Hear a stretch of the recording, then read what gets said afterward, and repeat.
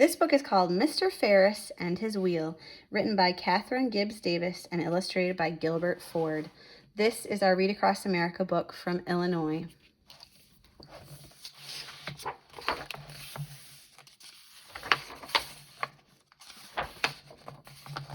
It was only 10 months until the next World's Fair, but everyone was still talking about the star attraction of last World's Fair.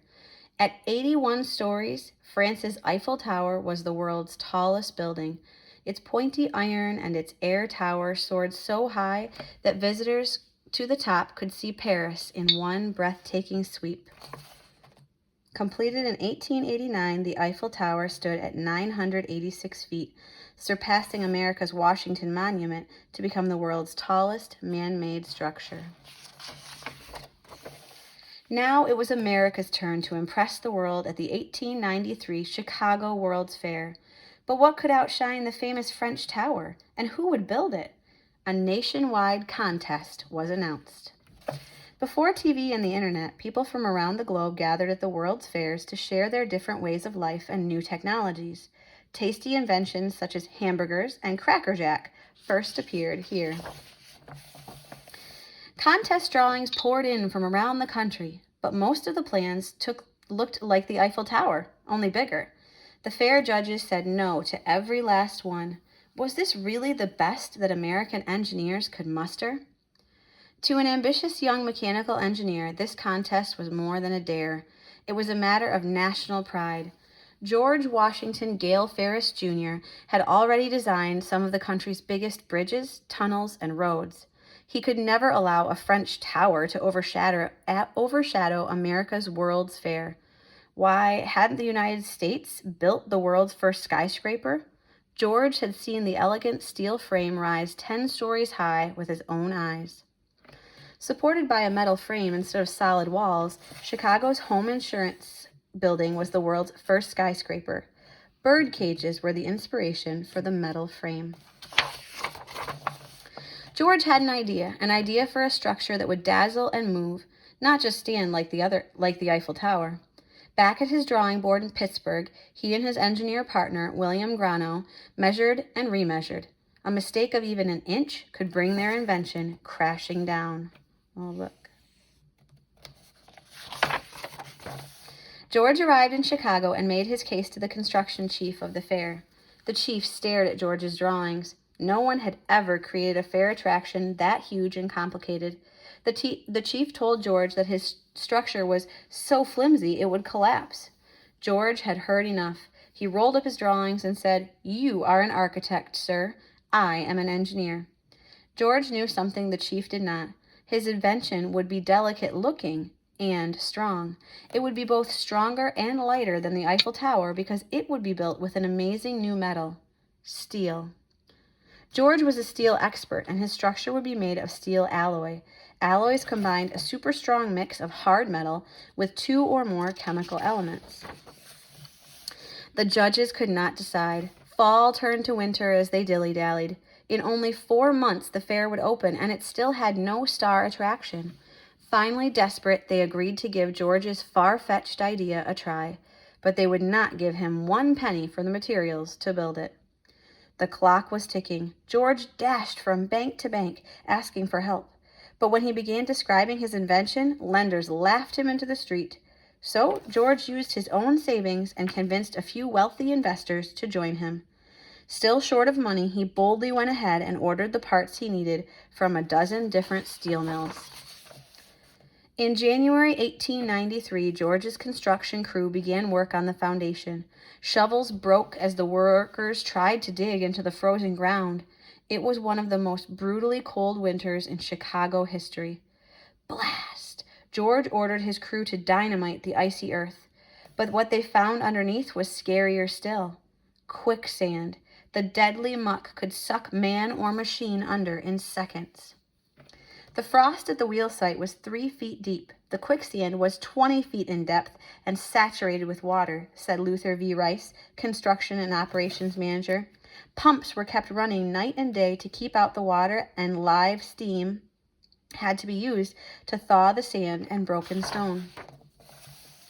George and his brave workers kept frantically digging. Finally, 35 feet down, they hit solid ground. They planted 2 huge steel towers deep into the earth, bolted them to the crossbars of steel, and poured in cement to hold it all in place. Then they carefully lowered a 70-ton axle with fittings, the weight of a Mogul locomotive train, between them. This sturdy structure would hold the gigantic invention steady in even the strongest of Chicago winds. At 45 feet long, the axle, a metal rod, was the largest piece of steel ever forged, and a boy helped to hammer it into shape at the Bethlehem Iron Works. As time grew shorter, freight trains from all over the country chugged onto the fairgrounds, loaded with more than 100,000 parts. Workers hurried to fit all the pieces together like a giant Lego toy. Hammers pounded nonstop in the breathless race to finish. Responsible for the wheel's many structural details, George's partner was losing hope. Frequently, I was discouraged and ready to give up, but through the encouragement of Mr. Ferris, work was always resumed. And that's a quote from his partner. Finally, with only 2 months left, the last section was bolted into place, and there stood a perfect, enormous circle, 834 feet in circumference, rising 265 feet above the ground, and designed to move with the precision of the smallest watch. It looked exactly how George had first imagined it as a boy back on his ranch in Nevada.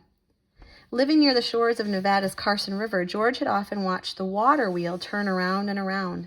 Many times he had imagined shrinking to the size of one of his toy soldiers and hitching a ride up, up, and away in one of its wooden buckets. Still, the biggest test was yet to come. The monster wheel had to spin, and George's elegant passenger cars still had to be hung. The tireless crew worked day and night to attach them. Each was the size of a living room, with enormous picture windows and 40 velvet seats. George's wheel worked like a bicycle wheel. Both are supported by skinny, flexible rods called spokes. As the wheel turns, the spokes work together to share the weight. These are called tension wheels. On June 21st, 1893, opening day finally arrived. 2,000 people gathered as flags waved. George took the stage and dedicated his wheel to the noble profession of engineering. Then George's wife presented him with a golden whistle. George and his wife stepped proudly into car number 1, followed by their nervous but excited guests. Uniformed guards closed and locked the door. Would the wheel work? George blew the golden whistle. 2,000 tons of steel began to turn around as the soft clanking of a large chain drove the mighty machine up, up, up. The car quietly floated above the mud and noise. 2 steam engines, an extra one in case one broke, made the wheel turn. George had hidden them under the wooden platform where the riders boarded. As the car was lifted higher, everyone rose from the velvet seats and crowded to the windows. Spread out below them was a dizzying sweep of fairgrounds, the city of Chicago, and sparkling Lake Michigan, and even glimpses of 3 faraway states.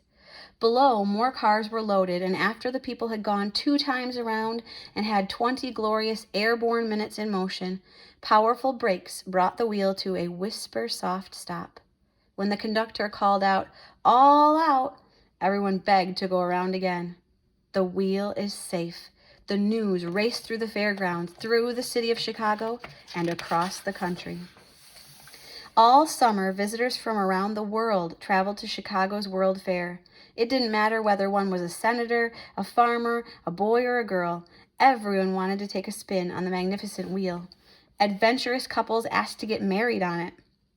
On hot, steamy days, the wheel was the perfect place to escape up, up, up into the cooling breezes. All you needed was 50 cents. During the 19 weeks the wheel was in operation, 1.5 million passengers rode it. It revolved more than 10,000 times, withstood gale force winds and storms, and did not need one repair. At night, George's Ferris wheel became a magical glowing circle with 3,000 electric light bulbs, another brand new invention. As the Queen of the Midway made its stately rotation, so did the seasons. Soon a fall chill filled the air, and fair visitors began to thin out. In the late 1800s, homes were still lit with candles and kerosene lamps. The Chicago World Fair helped people be reassured that electricity was safe. At night, farmers and sailors from as far away as 40 miles could see the wheel's spectacular blaze of lights. So imagine that, being out on a boat on Lake Michigan and being able to see this giant Ferris wheel from 40 miles away. That's like farther than from Port Sanilac to Port Huron. On October 26, 1893, just before midnight, the immense twinkling, spinning circle slowed to its final stop. The Chicago World's Fair was over. George had called his creation a monster wheel, but his investors renamed it after its inventor, the Ferris wheel. The Chicago Fair, or the White City, inspired two more magical places: the Emerald City in the classic children's book The Wonderful Wizard of Oz by L. Frank Baum, and Disneyland. Walt Disney's father was a construction worker on the fair.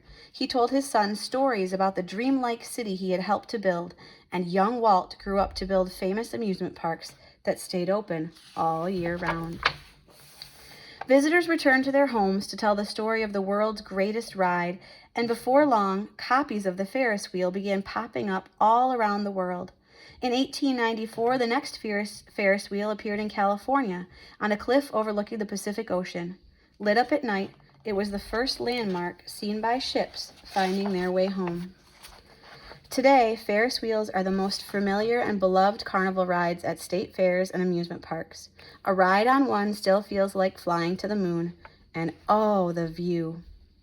Since 1893, there have been over 8 tallest ever Ferris wheels, and the race continues.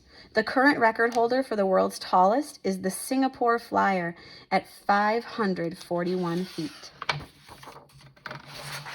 So there is a picture of the actual G.W.G. Ferris, the original creator of the Ferris wheel, on the Midway at the Chicago World's Fair.